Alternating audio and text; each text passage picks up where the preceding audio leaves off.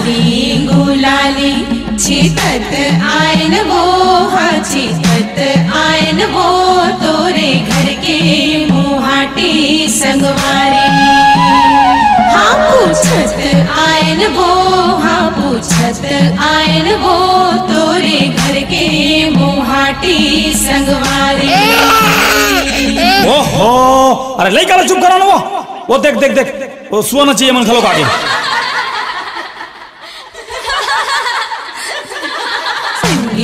जहुरिया संगना चेबर आयन वो, सुहाना चेबर आयन वो, तोरे घर के दुआरी संगवारी। सुहाना चेबर आयन वो, सुहाना चेबर आयन वो, तोरे घर के दुआरी संगवारी।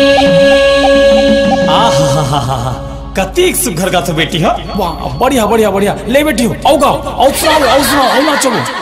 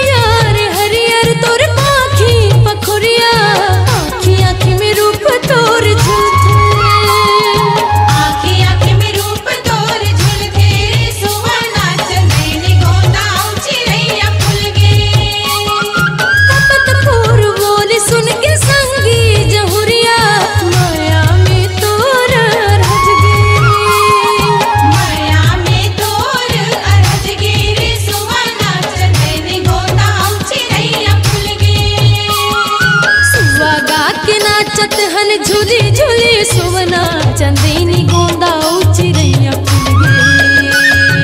बात गे है बगिया में चंपा चमेली सुवन चंदेनी गोंदा उचिरैया फूल गे।